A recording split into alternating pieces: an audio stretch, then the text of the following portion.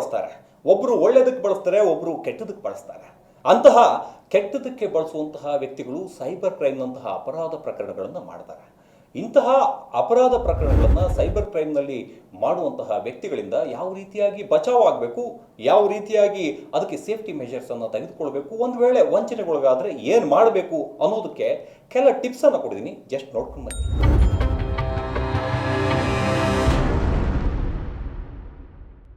ಇತ್ತೀಚೆಗೆ ಸೈಬರ್ ಕ್ರೈಮ್ನಂತಹ ವಂಚನೆ ಪ್ರಕರಣಗಳು ಅತಿ ಹೆಚ್ಚಾಗಿ ದಾಖಲಾಗ್ತಾ ಇದೆ. ಎಲ್ಲ ಪೊಲೀಸರಿಗೂ ಕೂಡ ಅದು ದೊಡ್ಡ ತಲೆನೋವಾಗಿದೆ.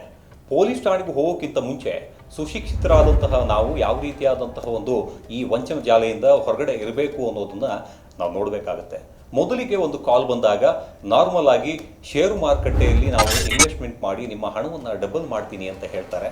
ಅದೇ ರೀತಿಯಾಗಿ ಮತ್ತು ಡಿಜಿಟಲ್ ಅರೆಸ್ಟ್, ನೀವು ಅಪರಾಧ ಪ್ರಕರಣದಲ್ಲಿದ್ದಾರೆ ಅದಕ್ಕೆ ಸಂಬಂಧಪಟ್ಟ ಹಾಗೆ ನಿಮ್ಮನ್ನು ಅರೆಸ್ಟ್ ಮಾಡುವಂತಹ ಕೆಲಸಗಳು ಮಾಡ್ತೇವೆ. ಡಿಜಿಟಲ್ ಅರೆಸ್ಟ್ ಅಂತ ಹೇಳಿದ್ರೆ ನೀವು ಯಾವ ಒಂದು ಸಿಸ್ಟಮ್ ಮುಂದೆ ಕೂತಿದ್ರೋ ಅದೇ ರೀತಿ ಇರಬೇಕು. ಅದೇ ರೀತಿಯಾಗಿ ನೀವು ಹಣವನ್ನು ಕೊಟ್ಟಿದ್ದೇ ಹೋದಾದರೆ ನಾವು ಅದಕ್ಕೆ ಸಂಬಂಧಪಟ್ಟ ಹಾಗೆ ಎಲ್ಲ ರೀತಿಯಲ್ಲೂ ಕೂಡ ಸಹಾಯ ಮಾಡೋದಾಗಿಯೂ ಕೂಡ ನಂಬಿಸ್ತಾರೆ. ಅಲ್ಲಿ ಸೈಬರ್ ಕ್ರೈಮ್ ಸ್ಟೇಷನ್ ಕೂಡ ಇದ್ದಾಗಿರುತ್ತೆ, ಪೊಲೀಸರು ಕೂಡ ಇದ್ದ ಹಾಗಿರ್ತಾರೆ.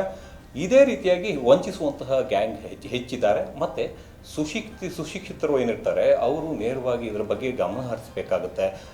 ಯಾರು ಕಾಲ್ ಮಾಡಿದ್ದು, ತಮ್ಮ ಡೀಟೇಲ್ಗಳನ್ನು ಎಲ್ಲದೂ ಕೂಡ ಡಾಟಾಗಳನ್ನು ತೆಗೆದುಕೊಂಡಿರ್ತಾರೆ.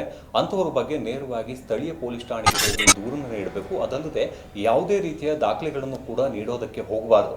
ಯಾಕಂತ ಹೇಳಿದ್ರೆ ನಾವು OTPಗಳನ್ನು ಅಥವಾ ಇನ್ನಿತರ ಅಮೌಂಟ್ಗಳನ್ನು, ಈಗ ಒಂದು ಶೇರ್ ಮಾರುಕಟ್ಟೆಯಲ್ಲಿ ಅಮೌಂಟ್ಗಳನ್ನು ನಾನು ಹಾಕ್ತಾ ಇದ್ದೀನಿ ಅಂತ ಹೇಳಿದರೆ ಆತ ಒಂದು ಲಿಂಕನ್ನು ಕಳಿಸಿರ್ತಾನೆ, ಅದಕ್ಕೆ ಅಮೌಂಟ್ಗಳನ್ನು ಹಾಕುವಂತಹ ಕೆಲಸಗಳನ್ನು ಕೂಡ ನಾವು ಮಾಡ್ತೇವೆ. ಸಾಕಷ್ಟು ಅಕೌಂಟ್ಗಳಿಗೆ ಹಾಕ್ತಾ ಇದ್ದಂತೆ ಒಂದು ನೇರವಾಗಿ ವಾಟ್ಸಪ್ ಗ್ರೂಪ್ಗಳನ್ನು ಮಾಡಿಕೊಂಡು ಅಲ್ಲೂ ವಂಚಕರು ಇರ್ತಾರೆ. ಅಲ್ಲೂ 100-150 ಜನ ವಂಚಕರು ಇದ್ದು ನೇರವಾಗಿ ನನಗೆ ಇಷ್ಟ ಅಮೌಂಟ್ ಬಂತು, ಅವರಿಗೆ ಇಷ್ಟ ಅಮೌಂಟ್ ಬಂತು ಅಂತ ಹೇಳಿ ನಂಬಿಸುವಂಥ ಕೆಲಸಗಳು ಮಾಡ್ತಾರೆ. ನಾವು ಅದನ್ನು ನಂಬಿ ಎಲ್ಲಾದರೂ ದುಡ್ಡುಗಳನ್ನು ಹಾಕಿದರೆ ಇದು ಸಮಸ್ಯೆಗಳಾಗ್ತವೆ.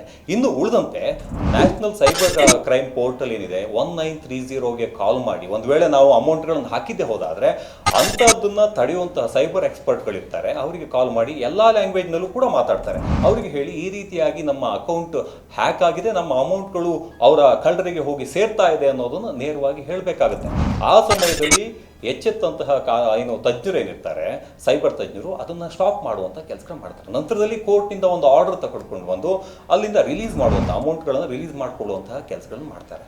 ಅದಕ್ಕೂ ಮುಂಚೆ ಆರೋಪಿಗಳು ನೇರವಾಗಿ ಈ ರೀತಿಯಾದಂತಹ ಸಮಸ್ಯೆಗಳನ್ನು ಮಾಡಿದ್ದಾದರೆ ಅಥವಾ ಕಾಲ್ಗಳನ್ನು ಮಾಡಿ ಬೆದರಿಸಿದ್ದೇ ಹೋದಾದರೆ, ವಂಚಿಸುವಂತಹ ಕೆಲಸಗಳು ಮಾಡಿದಾಗ ಎಚ್ಚೆತ್ತುಕೊಂಡು ಇರಬೇಕಾಗತ್ತೆ.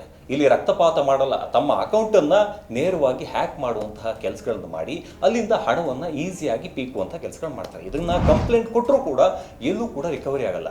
ನೇರವಾಗಿ ನ್ಯಾಷನಲ್ ಸೈಬರ್ ಕ್ರೈಮ್ ಪೋರ್ಟಲ್ ಏನಿದೆ ಅಲ್ಲಿಗೆ ಹೋಗಿ 1930ಗೆ ಕಾಲ್ ಮಾಡಿ ನಂತರದಲ್ಲಿ ತಮ್ಮ ಸಮಸ್ಯೆಗಳನ್ನು ಬಗೆಹರಿಸ್ಕೊಳ್ಬೇಕಾಗತ್ತೆ.